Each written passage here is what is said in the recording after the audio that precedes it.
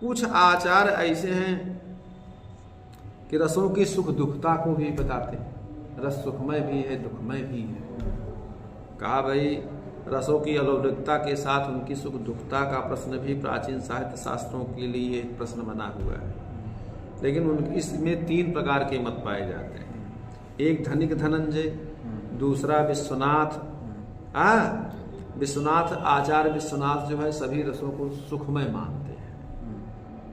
इनमें से करुण रस को भी सर्वथा सुखात्मक रस माना है।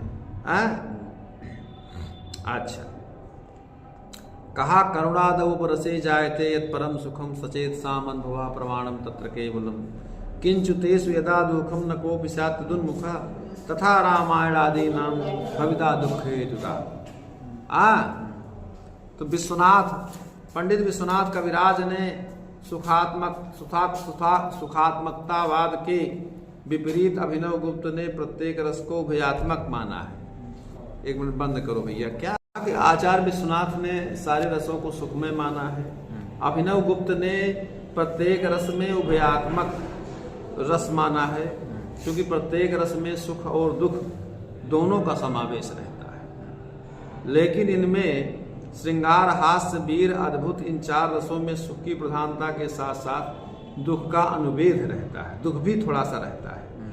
इसके विपरीत रौद्र, भयानक, करुण, विभत्स इन 4 रसों में दुख की प्रधानता के साथ साथ सुख का भी आंशिक अनुवेद रहता है। केवल शांत रस को उन्होंने सर्वथा सुखात्मक माना है।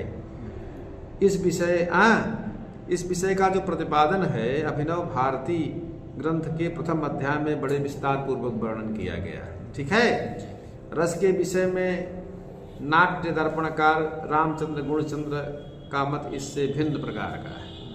उन्होंने विभज्यवादी, उनके मत को विभज्यवादी मत कहते हैं। विश्वनाथ ने सभी रसों को बताया जैसे सुखात्मक, अभिनव गुप्त ने उभयात्मक, लेकिन रामचंद्र गुणचंद्र ने न सब रसों को सुखात्मक ही माना है, न सब रसों को सुख और दुख दोनों का समावेशी माना है।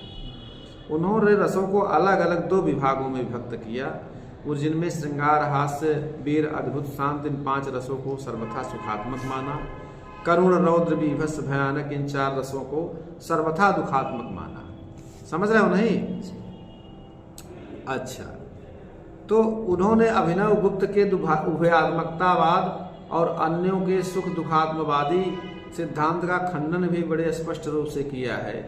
एकांत सुखवाद का खंडन करते उन्होंने ये भी कहा है, किया है, लेकिन अब उसको हमें यहाँ इसका कोई बहुतू नहीं है, हम इसलिए इसको हम संक्षेप में यही कह सकते हैं कि जो लोग रसों को नितांत सुखात्मक मानते हैं उनका मत ये अनुभव में बाधित होता है। जैसे हम उदाहरण के रूप में बता रहे हैं कि मुख्य सिंह बाघ विभावों को उत्पन्न जो भयानक आदि की बात तो जाने दीजिए, वो तो विश्वनाथ रूप से क्लेशदायक दुखात्मक होते ही, निश्चित रूप से क्लेशदायक होते ही हैं।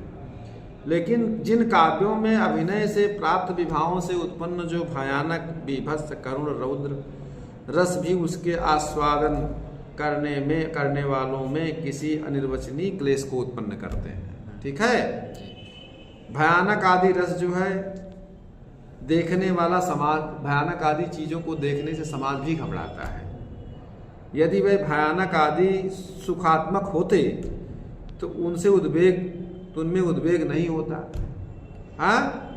तो लेकिन भयानक आदि रस दुखात्मक ही होते हैं, सुखात्मक उनको नहीं कहा जा सकता। ऐसा सबको, ये सामाजिकों को भी क्या नाम से इस बात का अनुभव होता है।